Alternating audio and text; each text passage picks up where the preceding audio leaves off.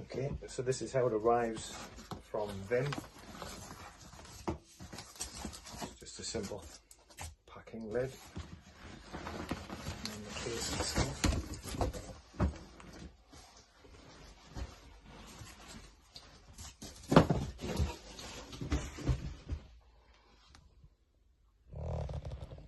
It's pretty neat. It's pretty neat. It's got a shoulder strap, like the old kit, and we've got a hand strap.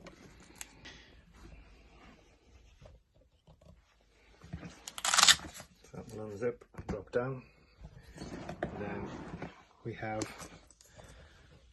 the tag and the hand grip at this end, and that zips back and allows us to unpack.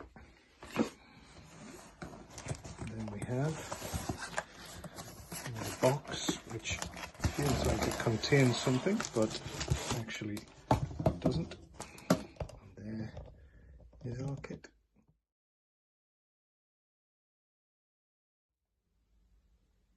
Okay, so let's have a look inside the bag and see what we have. So you can see immediately that the hard carry case is here. There is a leaflet on the product itself and the all-important how to set your kit up guide. It slips inside a little pocket here. And then we've got a bag of electrodes.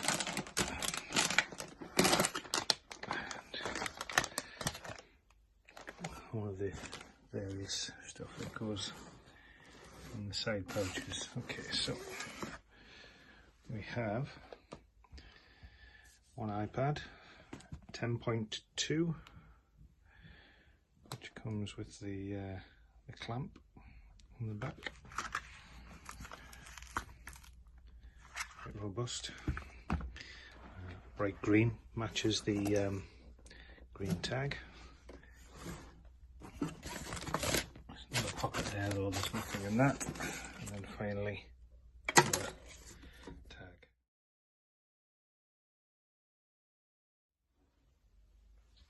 Okay, let's have a look at the actual kit itself. And here it is.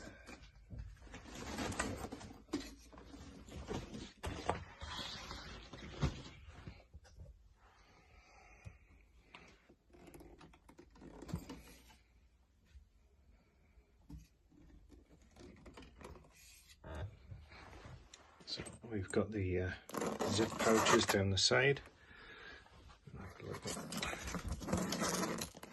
Open them up, see what they're like. See if there is anything installed when it arrives from Vim. And the answer is yes. We have end titles and BP cuff in there. It looks a snug fit, but it's well packaged around the sides, and the actual carry case itself is quite solid and it's got a nice balance to it. Feels good. Down this side we appear to have an iPad charger and SATs probes and 3 lead and 12 lead stuff. Okay, I just want to explore this this side pouch a little bit more with you. So initially the zip comes down here and we can access there, but also there's a zip at the side, so that drops down and then we can get into the pouch that way as well, and that's the same on both sides. And what you can see here is the way the leads, the various leads that we've got coming out, and also the charging option come out of the back of the kit, which we'll have a look at in a second. Okay, just switch to the other side pouch here. Just what I wanted to point out was a couple of things. Again, the leads can come through here, and importantly we've got the iPad charging option in here as well.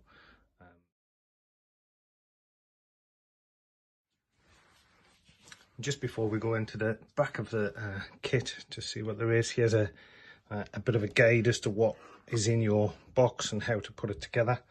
It's a 3-page guide.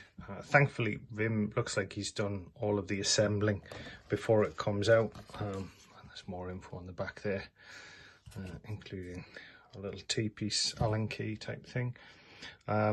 It does show that you should have the iPad charger coming from this side rather than that side, or vice versa. So I will swap that around. Obviously, just a simple mistake, but that sits in the larger carry case for our customers.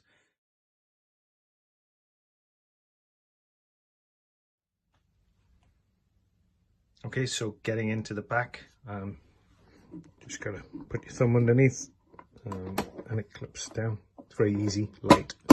There's quite a thud when it shuts, but you know it's closed.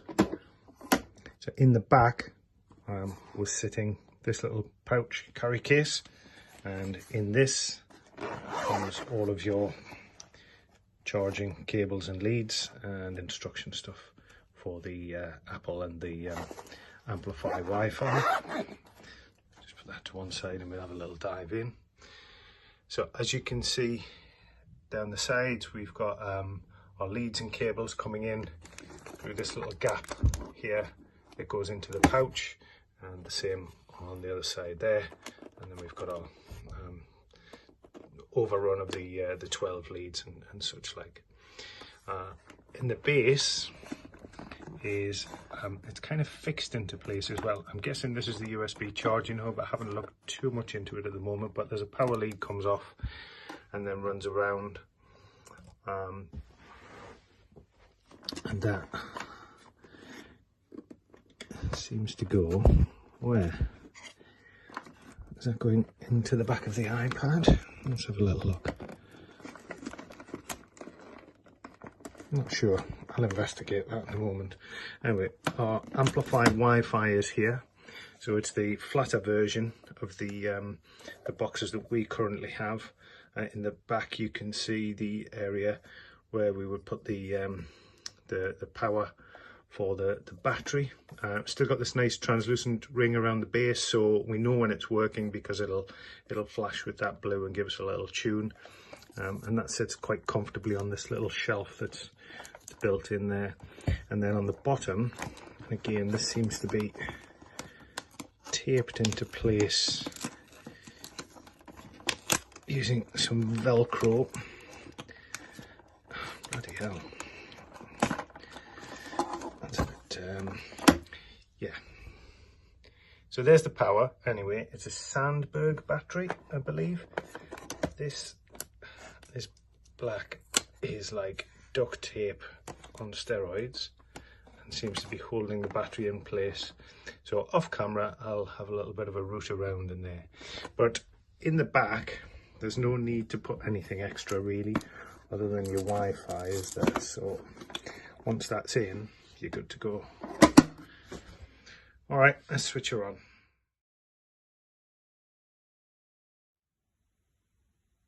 Okay, another little short clip. So this is the Sandberg battery. It's quite weighty, but it adds real weight to the kit and gives the kit nice balance. So it actually does feel very good when you're lifting the whole box as a unit. So I just want to explore all of these leads. Where the heck is it? There it is. That's the one I want. So this comes off and goes into the Wi-Fi that we're familiar with, the Amplify. So if I pop that into there, we get, as I say, that nice translucent bar along the bottom, and it all beams up as usual. So that will be, you know, plugged in the back of the kit and permanently sat there. And you can see that the power is on in the battery. I didn't need to switch that on. That was all ready to go, unless I triggered something when I was figuring out what was what, but that works. I'm going to do two things at once here. The big reveal first of all. So it comes in from that side, because you can put your iPad, your controller iPad, very snugly into that sponge base that I showed you earlier. Sits in there, very nice. In fact, you need to give it a good tug to get it out, but that sits in there nicely and it can charge. It's a bit of a squeeze to get it in, at least it was with these two hands first time, but it works, and that's why that is there. So that's good. All you have to do is just lift the battery out of that snug part, move it into that space there, and then drop your iPad comfortably in, and our little white charger does the rest. Okay, so the other question, this lead comes out of that hub, which is powered by the battery at the back, and behind that T-piece from the BP cuff or the SATS lead, it goes out there. So where does it go? The answer is about to be revealed. A bit of brevity at this stage. The Allen key T-piece fits into the back here, unscrews, and fits into the back here and unscrews. So we'll just take this one out. That's the other's already done. Bends out quite easily. And what happens is that the case comes away from the front. So what I'm going to do, shift things around, spin that, and then what you're going to see is the front of the case come off, and there is our black plug, which neatly charges our iPad. Oh, now I've knocked everything to bits. We've seen this in some video that Wim sent us, I think, and it fits up in this corner. I'll pop that back in and maybe have a look at that later. Okay, so a quick view of the back now that I've taken out the iPad. It's quite neat. I do like that. That's a winner. This is the little piece that we see on the photographs that we've gotten from Vim. You can see that it's been sanded down here. It must be a very snug fit against the frame and the iPad, so that's why that's been done. But it just hangs on a little peg there and clips back in, and then the iPad sits back through there. It is very snug. It's lovely. Fits nice.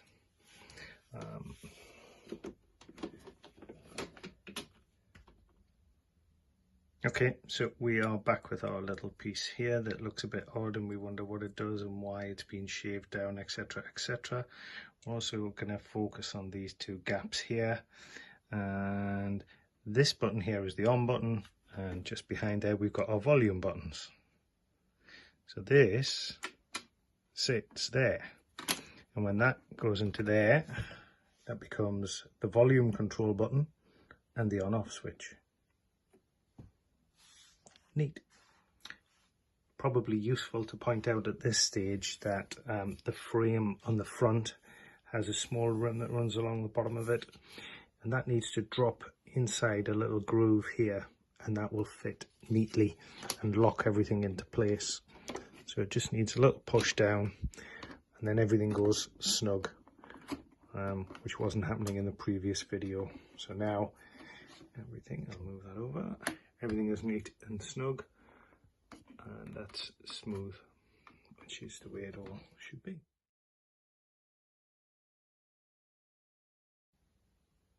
Okay, so round at the back we have we plugged our Wi-Fi in. We've got the lead in, and we've got our nice beam telling me that it's all switched on, and the word amplifies measured on here and telling me we're all plugged. So I will shut up shop, spin her around.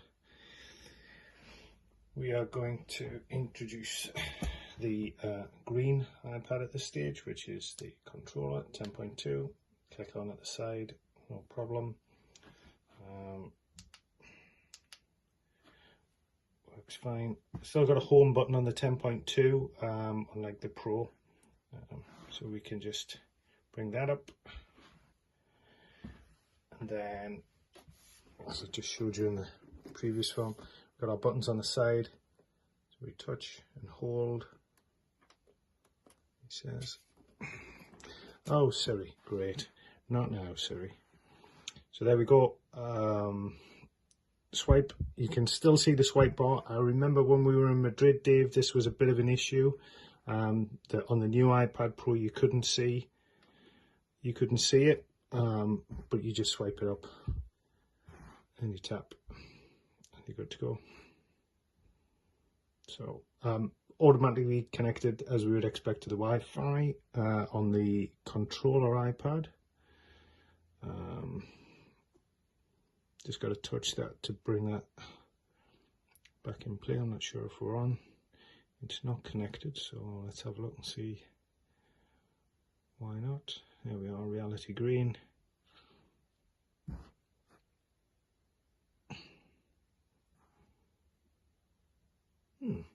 Okay, doesn't know the password, but I do like this feature from Apple now to share it. There it is. All right, good.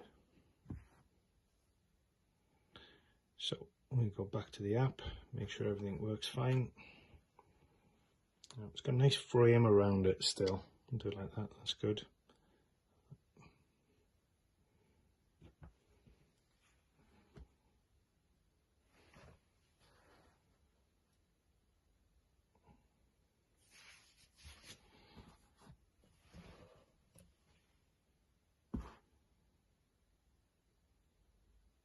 There we go, good to go.